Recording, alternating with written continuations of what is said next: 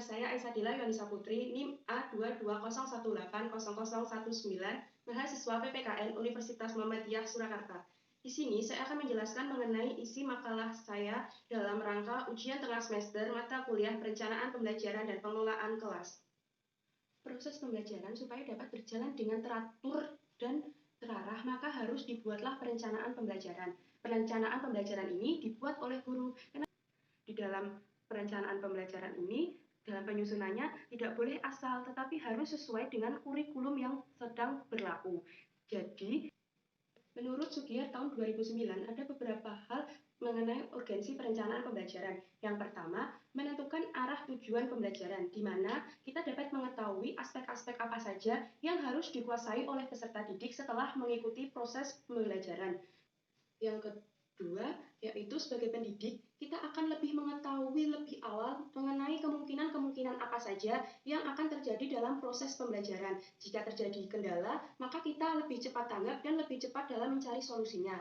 Yang ketiga, karena kita sudah mengetahui arah tujuan proses pembelajaran, maka kita dapat menentukan cara-cara atau langkah-langkah yang dapat digunakan untuk mencapai tujuan tersebut. Dapat lebih awal mengetahui kapan ia harus melakukan evaluasi dan kapan harus melakukan proses pengawasan pembelajaran. Menurut Mulyasa tahun 2006, untuk meningkatkan kualitas sumber daya manusia dalam bidang pendidikan, yaitu ada 3 hal yang harus diperhatikan. Yang pertama, gedung, yang kedua, buku, dan yang ketiga adalah guru yang profesional.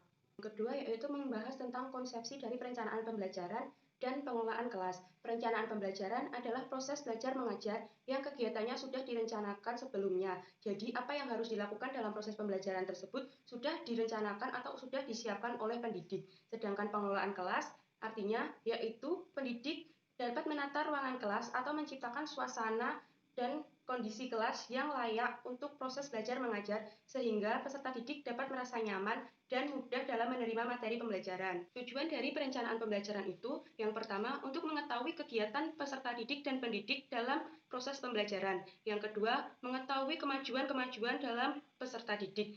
Yang ketiga, menghasilkan hasil proses pembelajaran yang maksimal. Sedangkan tujuan dari pengelolaan kelas itu sendiri pada intinya menciptakan suasana yang kondusif sehingga membuat peserta didik tersebut merasa nyaman dalam ruangan kelas, sehingga perhatian mereka tertarik dan terfokus pada materi pembelajaran, sehingga mereka lebih mudah dalam menerima materi pembelajaran tersebut.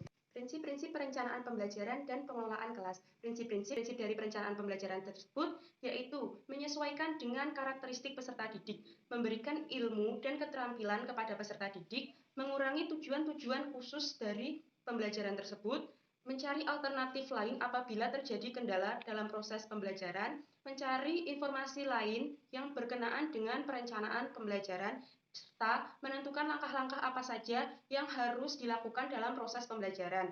Sedangkan prinsip dari pengelolaan kelas tersebut menurut Muhaimin tahun 2002 yaitu ada prinsip kesiapan belajar, prinsip motivasi, prinsip retensi, prinsip persepsi, serta prinsip transfer. Manfaat dari perencanaan pembelajaran dan pengelolaan kelas itu sendiri yaitu mendapatkan hasil dari proses pembelajaran yang maksimal. Yang kedua, melalui perencanaan pembelajaran juga bermanfaat sebagai alat pemecah masalah apabila ditemukan masalah dalam proses pembelajaran.